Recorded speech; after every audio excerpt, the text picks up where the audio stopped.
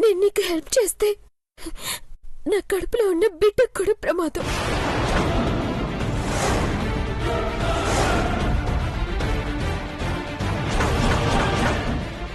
నీకు దండం పెడతా నీలాంబరే. నా ప్రాణం తీస్తే నన్ను నమ్ముకుని పెరుగుతున్నా ఇంకో ప్రాణం కూడా బలవుతుంది.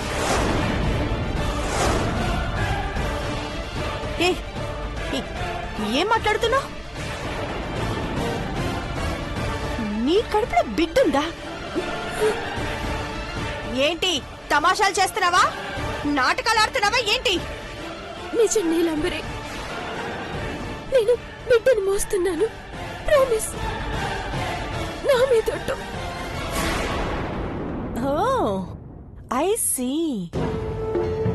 ఇలా జరిగిందన్నమాట. పగ ప్రతీకారాల్లో ఉండే కారాన్ని వదిలేసి కడుపులో మమకారాన్ని పెంచుకుంటున్నావన్నమాట. ఛీ, నువ్వసలు నాగపడగల వంశస్థురాలివేనా? శత్రువుల్ని మర్చిపోయి ఎవరితోనో తిరిగి కడుపు తెచ్చుకోవడానికి సిగ్గుగా లేదా నీకు?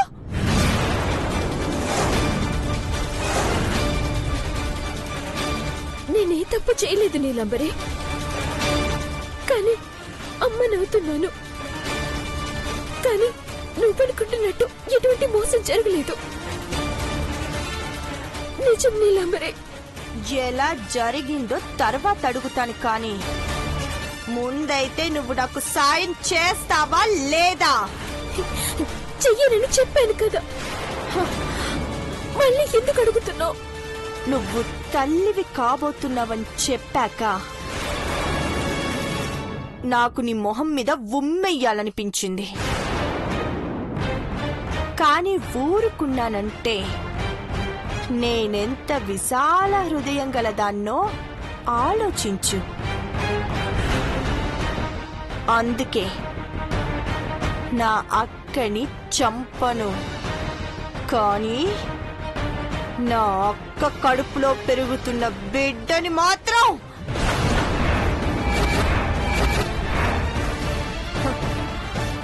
చంపేస్తా.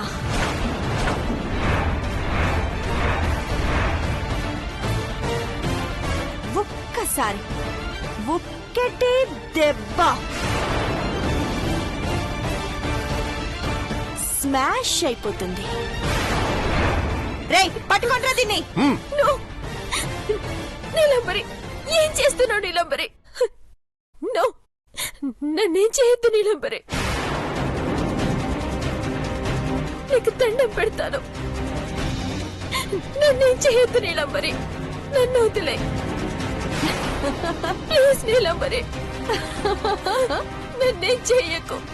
అక్క, నీ ఇష్ట దైవాన్ని తలుచుకోవే. వదలండిరా. కళ్ళు మూసుకో. ఒక్కటే దెబ్బ. కళ్ళు మూసుకో. నా మాట మీరు నీలాంబరి, నన్నేం చేయకు ప్లీజ్ నీలాంబరి. కడుపులో బిడ్డనేం చేయకు. ఏయ్, నోరు ముయ్యవే. వదలండిరా. ఏయ్, నీ మాట వింటాను.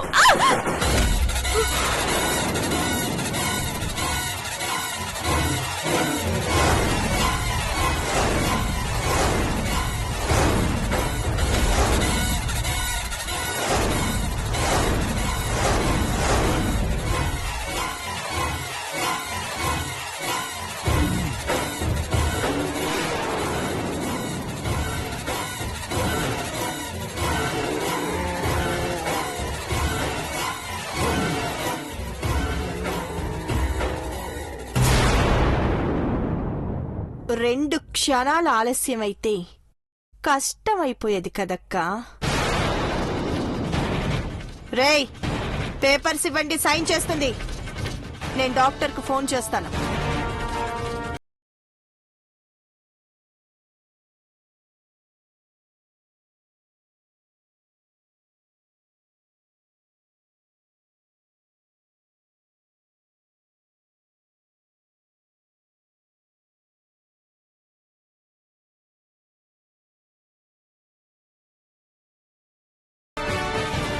Hello doctor. మేడం, పారిపోతుంది మేడం. ఆగు. రేయ్, పట్టుకోట్రా.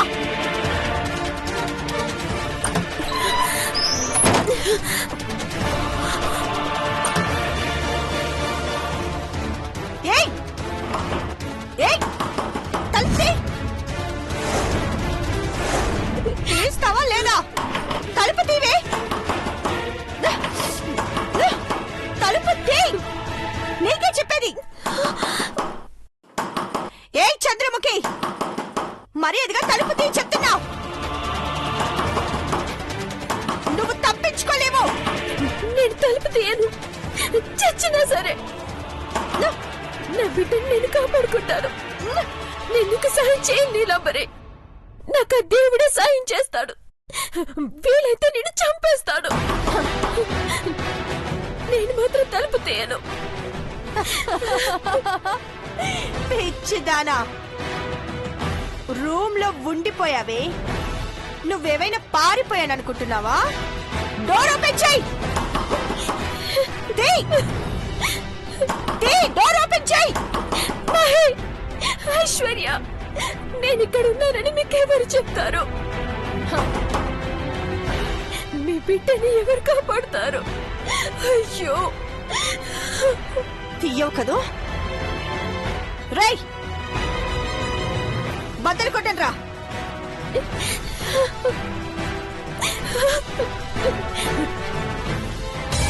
చంద్రముఖి, నీలాంబరి ఎక్కడున్నావే?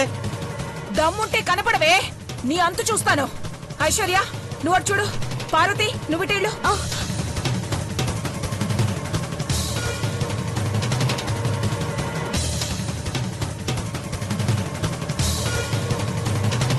నీలాంబరి! ఎవరూ లేరు మహి. శేఖర్, తను ఫోన్ చేసింది ఎక్కడి నుంచేనా? ఎస్ సార్, ఇంటెలిజెన్స్ వాళ్ళు ట్రేస్ అవుట్ చేసి చెప్పారు. అయినా కనిపించట్లేదు. కానీ ఇక్కడ లేరు కదా శేఖర్. నీలాంబరి చంద్రముఖిని ఎక్కడికో తీసుకెళ్ళింది.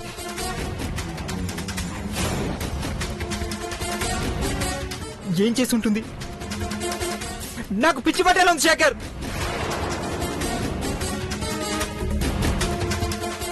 నువ్వేంటి చిన్న బాబు అలా అరుస్తున్నావు? అదేమైనా మనవాళ్ళని తీసుకెళ్ళిందా? వాళ్ళక్కనే అదే కిడ్నాప్ చేసుకుంది. నిజానికి నేనొచ్చింది ఆ నీలాంబర్ని రెడ్ హ్యాండెడ్ గా పట్టుకోవడానికే. చంద్రముఖి కోసమైతే వచ్చేదానే కాదు. ఎవరి బాధలు ఎట్టా ఉంటాయో మీకెట్టా తెలుస్తుంది చిన్నమ్మ గారు. ఎందుకు బాధపడాలి? ఈ మధ్య చంద్రముఖి మారిందంతే. అంతకు ముందు అది కూడా రాక్షస జాతే కదా.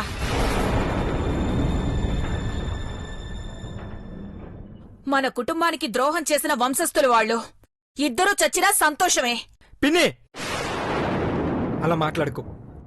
చంద్రముఖి ఏం కాకూడదు. అసలు దాని గురించి ఎందుకయ్యా అంత కంగారు పడుతున్నావు?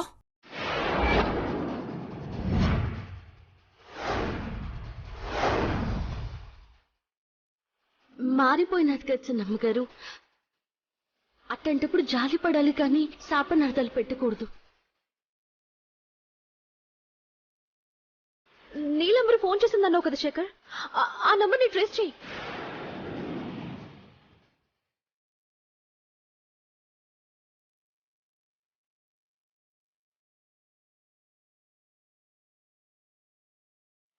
స్విచ్ ఆఫ్ వస్తుంది మేడం.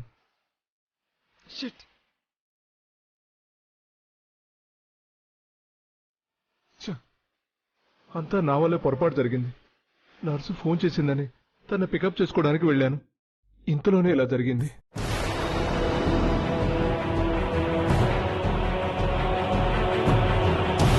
డాక్టర్ ఏంటి, నర్స్ ఏంటి?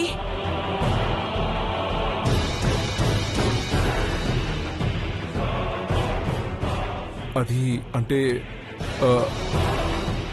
చంద్రముఖి ఏదో ట్రీట్మెంట్ తీసుకుంటుంది పిన్ని. కొంచెం ఆరోగ్యం బాలేదు. సరిపోయింది. అక్క చెల్లెళ్ళిద్దరూ ఏదో ఒక ట్రీట్మెంట్ చేయించుకుంటూనే ఉంటారా? సిన్బాబు గారు, నాదొక ఆలోచన. రక్త మార్పిడి చేసి డాక్టర్ ఎవరో కనుక్కుంటే, వాళ్ళలో ఎవరు సెలవులో ఉన్నారో ఎవరు బయటికి పోన్నారో తెలుసుకుంటే తెలిసిపోతుంది కదా.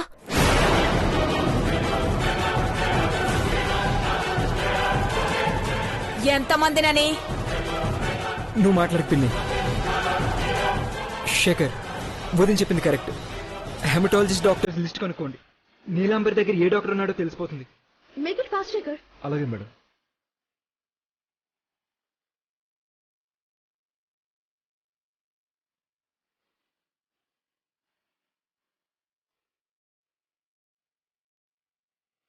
చంద్రముఖి కడుపులో ఉన్న అమ్మాయి గారి బిడ్డకి కేక్ కాకుండా చూడు స్వామి.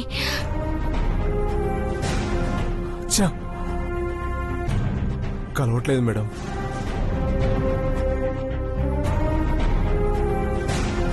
సరే ఇక్కడే ఉండుంటారు, వెతుకుదాం పదండి. పదండి.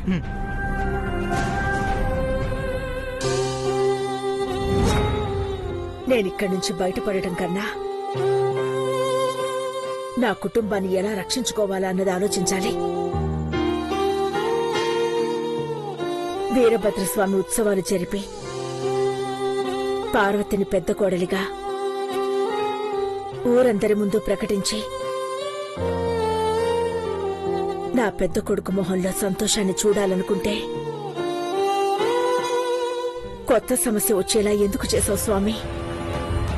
మేడం, చాముండేశ్వరి గారు మిమ్మల్ని కలవడానికి వస్తున్నారు, మొండి చేయకండి.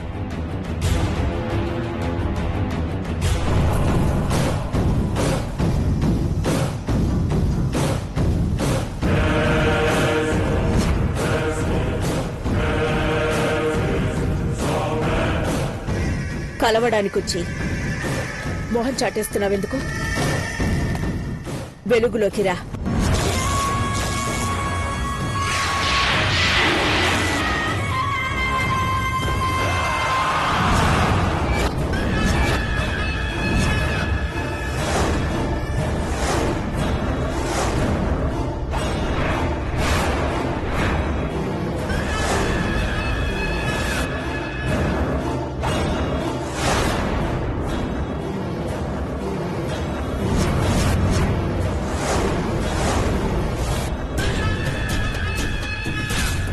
How are you Akhilandeshwari?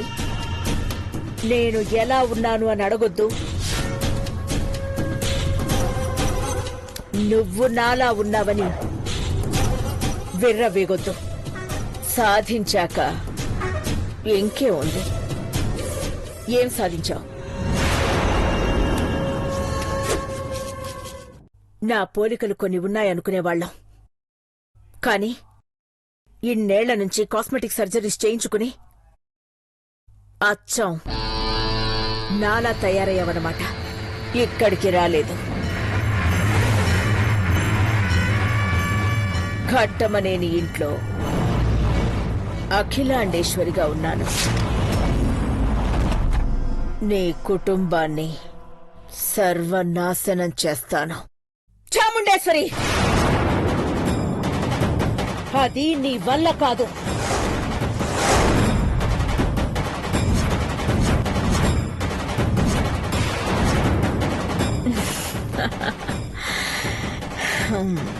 తెలుసు, చాముండేశ్వరిగా అది చేయలేనేమో, కాని అఖిలాండేశ్వరిగా నేను ఏది తలుచుకుంటే అది చేయగలను. నీ పసుపు కుంకాన్ని, నీ పేగు బంధాల్ని, నీ కలల్ని అన్నిటినీ తుంచి తెంచి పారేయగలను.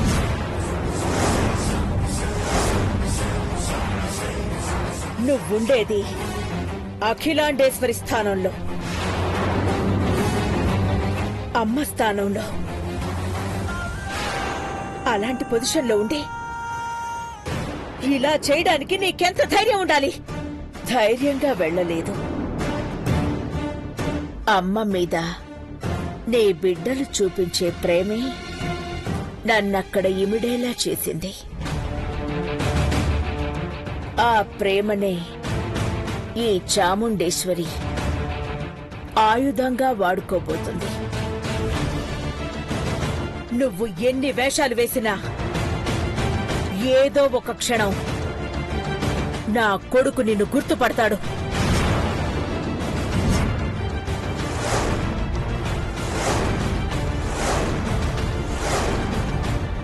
నన్ను ఎవరు అని గుర్తించేలోపు ఒక్కొక్కరిని దూరంగా పంపించేస్తాను.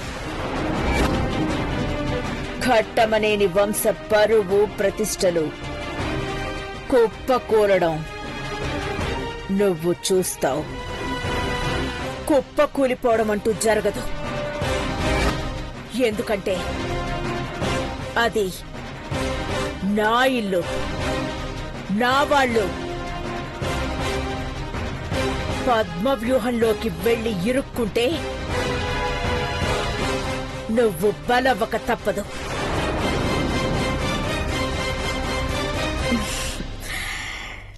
నేను అభిమన్యుణ్ణి కాను, అసమానురాల్ని.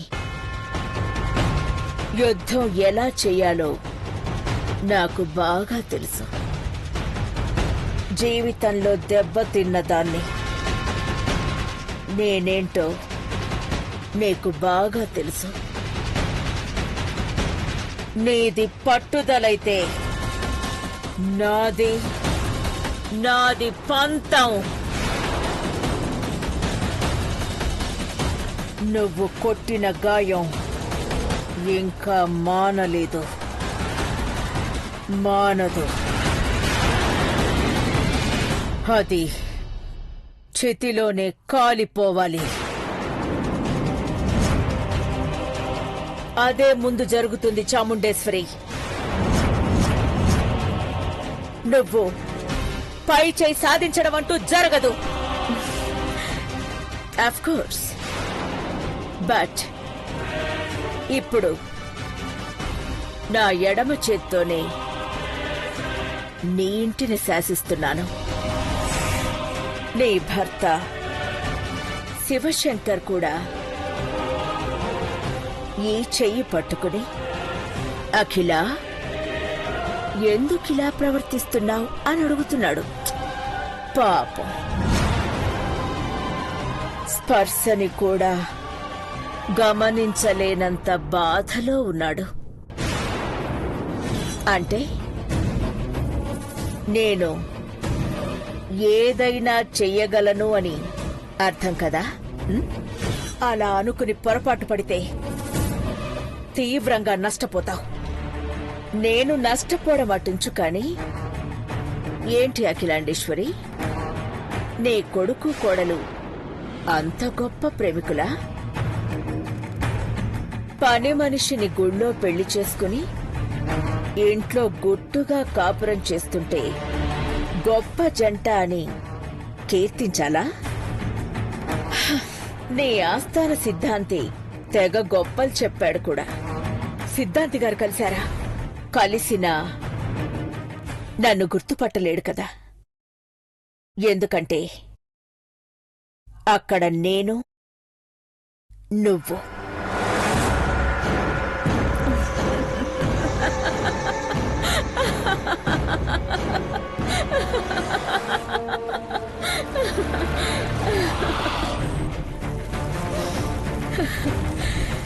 వేద పండితులు బ్రహ్మవాక్కులు చెప్తూ దేవ పార్వతుల కడుపున పుట్టే వారసుడితో ఈ ఇంట్లో అశాంతే ఉండదట. అదేదో సామెత చెప్పినట్టు లేదు. ఏమీ లేకపోయినా పుట్టే బిడ్డకి ఏ పేరు పెట్టాలా అని పుస్తకాలు చూశారట. అలా ఉంది వ్యవహారం. పార్వతిని ఇంట్లో నుంచి ఊరికే గెంటేస్తానా? నీ కొడుకుతో విడాకులిప్పించి మరీ గెంటేస్తాను. Shut up!